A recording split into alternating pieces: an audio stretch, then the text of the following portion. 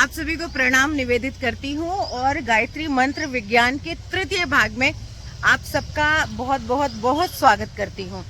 तो आज इस तृतीय भाग में मैं आपको ब्रह्म वर्चस्व शोध संस्थान की तरफ ले जा रही हूँ। उसके बारे में बताऊं तो उससे पहले ये जो मेरा मार्ग है ना, मैं बता दूं कि मैं शांति कुंज से जब इसकी तरफ आ रही हूँ तो ये मार्ग बेहद खूबसूरत है, बहुत रमणीक है। कैसा आप उस समय जब इस शोध संस्थान को क्रय किया गया होगा, इस भूमि को, उस समय ये कितना मनोरम रहा होगा जब आज ऐसा है। देखिए ये रोड है जिस पर मैं चल के आ रही हूँ और ये सड़क है और इसके एक तरफ का ये दृश्य देखिए, इसके एक तरफ ये देखिए ये कितना विहंगम दृश्य है। माँ गंगा आपको नजर आ रही है इसमें, ये देखिए दर्शन कीजिए। और इधर मैं नहीं जा रही हूँ, जो माँ गंगा है ये मेरे बाएं हाथ पे, मैं इनकी तरफ नहीं जा रही हूँ। अब आप सोचिए क्यों नहीं जा रही हूँ, क्योंकि मैं माँ गंगा का ही एक और स्वरूप है जिसे ज्ञान गंगा कहते हैं ना। तो ये जो जल प्रवाहित होता है ये विलक्षण है, अद्वितीय है, पापों का शमन करने वाला है। और इधर जो मैं आपको दिखाने जा रही हूँ सड़क के दूसरी तरफ, ये पीली जो आपको बिल्डिंग दिखाई दे रही है, यहाँ ज्ञान की गंगा प्रवाहित होती है। इसमें ना तूफान आता है, ना इसमें बाढ़ आती है, ना इसमें जल कभी कम पड़ता है। और ये हमारे जो मानसिक जो हमारे पाप होते हैं उनका शमन करती है ज्ञान की गंगा, है ना। तो ये जो ज्ञान है ये, इसके बिना सब कुछ बेकार है। ज्ञान की कमी की वजह से ही तो क्या है, उसी के कारण तो हमने गंगा माँ को के जल को प्रदूषित कर रखा है ना। पाप अपने धोने के नाम पर पता नहीं क्या क्या इसमें प्रवाहित करके जाते हैं। गंगा का प्रदूषण स्तर किस हद तक प्रदूषित हो चुकी है, इसके बारे में मुझे किसी व्याख्यान की आवश्यकता नहीं है। आइए, तो मैंने आपको दिखा दिया ये सड़क है, इधर से चलती चलती मैं इधर आई और अब मैं ये देखिए ये सीढ़ियाँ हैं मेरे दाएं हाथ पर, ये सीढ़ियाँ हैं, मैं इनसे उतर के जा रही हूँ। ये मैंने इसलिए दिखाया कि कितना सुंदर है ना दृश्य ये, जिनसे उतर के अब मैं नीचे जाऊंगी। कहने का तात्पर्य कि कितना खूबसूरत सामने ब्रह्म वर्चस्व और उसके एक तरफ माँ गंगा देखिए मेरे पीछे नजर आ रही है अभी भी शायद, है ना, इस बिल्डिंग के उस पार। तो ये जब लिया गया होगा तो कैसे लिया गया होगा इसके बारे में बताऊं थोड़ा सा, कि जब पंडित श्री राम शर्माचार्य जी ने शांति कुंज की स्थापना कर दी, मैं रुक जाती हूँ, जब उन्होंने शांति कुंज की स्थापना करी तो उसके बाद में उनको लगा कि यहाँ पर गायत्री के ऊपर शोध भी होना चाहिए, ताकि जो नई पीढ़ी है, ये वर्तमान जो समय है, उस समय का वर्तमान, उस समय कितनी तैयारियां की होंगी उन्होंने, सोचिए कि यहाँ पर उस पर शोध संस्थान खुले कोई। तब उन्होंने यहाँ पर मालूम किया तो महर्षि कड़ाद और उनकी भूमि जहाँ पर उन्होंने तप किया था, वो तपस्थली जो आज का ये ब्रह्म वर्चस्व शोध संस्थान है, इस भूमि के बारे में मालूम किया। अपने कहा जाता है कि अपने योग बल से मालूम किया और उसके बाद इस भूमि को क्रय किया गंगा नदी के बिल्कुल किनारे, जैसा कि मैंने अभी आपको दिखाया। और अब मैं इसकी तरफ आपको ले चलती हूँ, इसके बारे में बताती हूँ बहुत कुछ ऐसी बातें कि यदि आप गायत्री के बारे में जानने के इच्छुक हैं कि ये क्यों है महामंत्र, तो इसके तीसरे एपिसोड में, इसके तीसरे चरण की ओर की ये कितना अद्भुत है, शायद आपको इस जानकारी से मदद मिले। मैं आपको दिखाती हूँ, ये शोध संस्थान के मुख्य गेट पर आदिशक्ति गायत्री शक्तिपीठ ब्रह्म वर्चस्व शोध संस्थान, व्यवहारिक आध्यात्म विद्या का अनुसंधान। तो अब हम इसमें प्रवेश करते हैं इस द्वार से। ये देखिए ये इसकी बिल्डिंग है। हाँ, तो अब इसके दाएं तरफ कैंटीन है जहाँ पर यहाँ पर बनी सामग्रियाँ मिलती हैं। अभी तो बंद है ये, खुलने का समय मुझे पता नहीं, खैर इसकी आवश्यकता भी नहीं है तो क्यों पता किया जाए। जिन बातों की आवश्यकता है उनकी तरफ बढ़ते हैं, उन्हें जानने की ओर बढ़ते हैं। ये शू रैक है, मैंने यहाँ पर अपनी चप्पलें उतार दी और उसके बाद में ये यहाँ पर नल लगा है, मैंने इससे अपने पाँव धोए। तो ये यहाँ पर ये बता रही थी कि यहाँ पर एक तो यज्ञ की स्थापना की गई। जब ये ब्रह्म वर्चस्व शोध संस्थान है ना, तो यहाँ पर सबसे पहले एक छोटी सी यज्ञशाला का निर्माण हुआ। वो उस यज्ञशाला में आज भी यज्ञ होता है। तो उसमें यज्ञ का और उसमें कुछ इक्विपमेंट्स लगाए गए है ना, जिसमें और यज्ञ में जो डाली जाने वाली, ये देखिए यज्ञशाला में यज्ञ में डाली जाने वाली जो सामग्री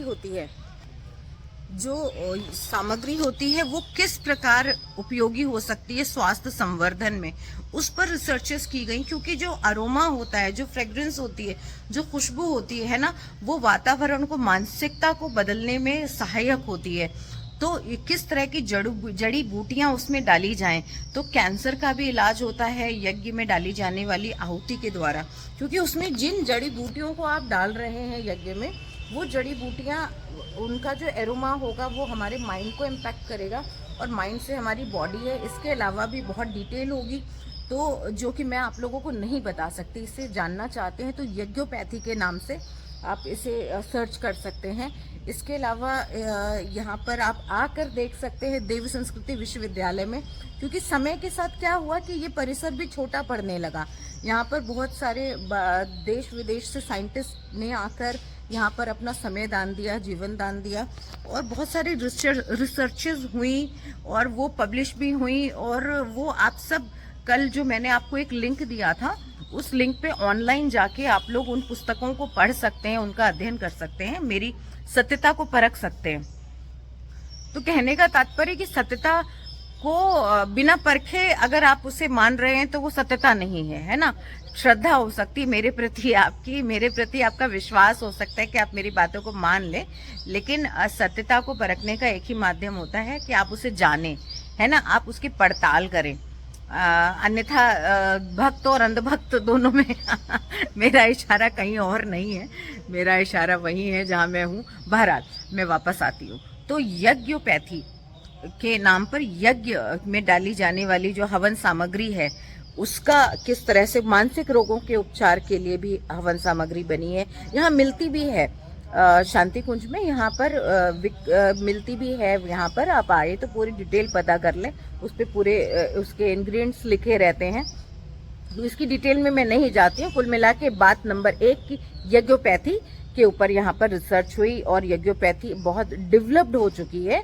और इसके बाद में यज्ञशाला के निर्माण के साथ ही एक ये जो ऊपर की बिल्डिंग आप देख रहे हैं ना, ऊपर का जो फ्लोर देख रहे हैं, ये देखिए, है ना, मुझे कैमरा एंगल सेट करना नहीं आ रहा। हाँ, अब देखिए ये ऊपर का जो फ्लोर है ना, तो इन बहुत सारे जो यहाँ पर 9 दिन के शिविर के लिए, 9 दिन की साधना के लिए जो साधक आया करते थे, उनके मेडिकल टेस्ट होते थे, जैसा कि मुझे मालूम पड़ा है और मैंने सुना भी है इसके बारे में काफ़ी कुछ। तो 9 दिन के शिविर के लिए जो साधक आया करते थे, उनके सारे मेडिकल टेस्ट हुआ करते थे।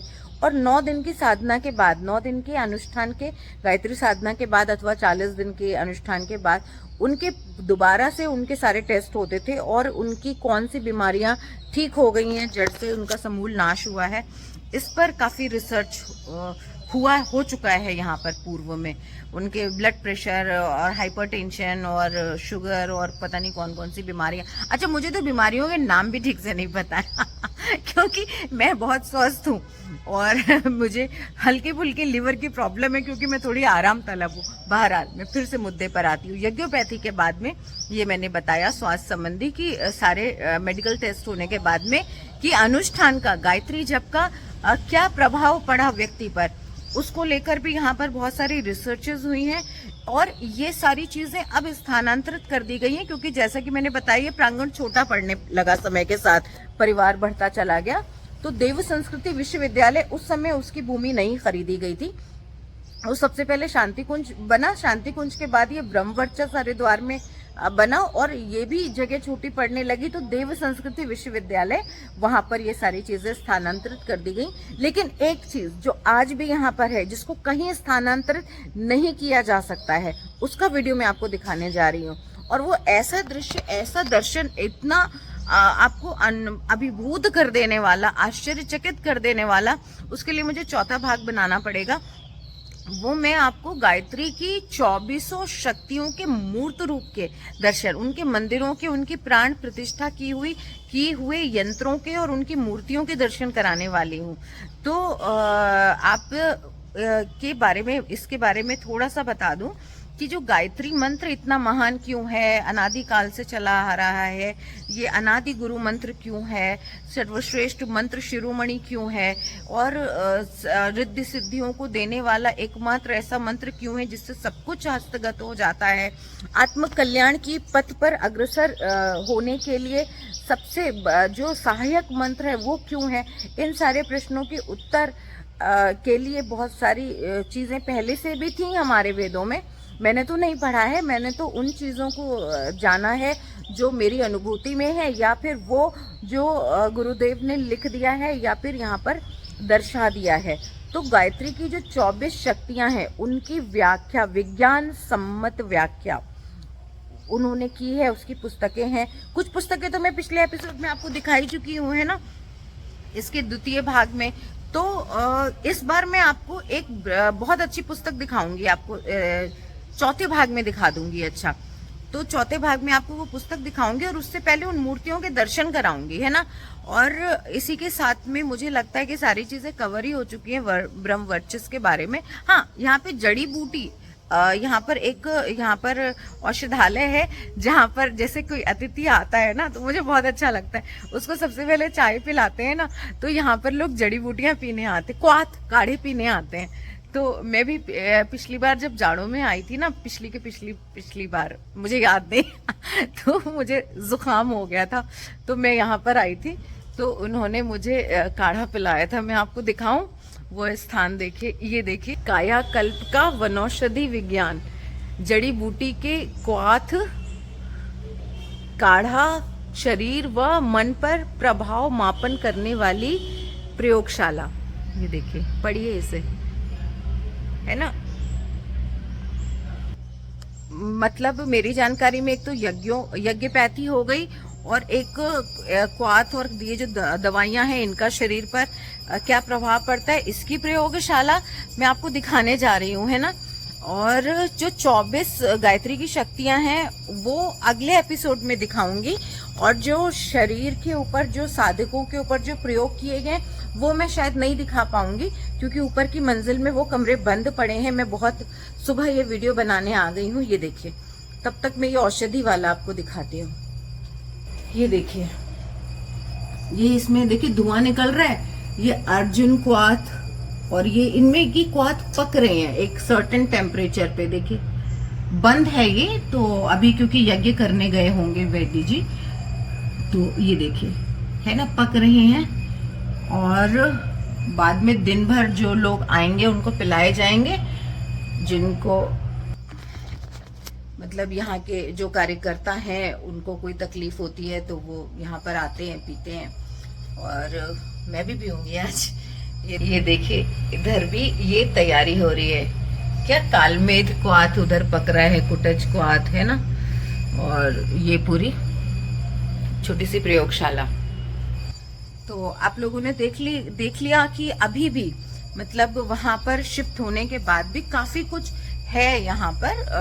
और जो सबसे अद्भुत, अनुपम, अद्वितीय, विलक्षण, मतलब जीवन को कृतार्थ कर लेने के लिए जो दर्शन हैं 24 शक्तियों के, वो यहीं पर हैं अभी भी वो, क्योंकि उनको कहीं स्थानांतरित कर ही नहीं सकते।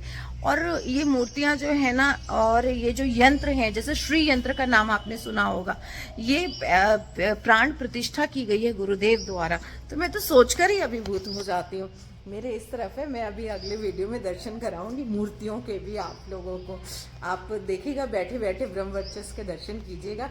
तो इसी के साथ ना मैं इस वीडियो को यहीं पे ख़त्म करती हूँ और आप लोगों से इजाज़त लेती हूँ, और इसका अगला भाग बनाती हूँ। शुक्रिया।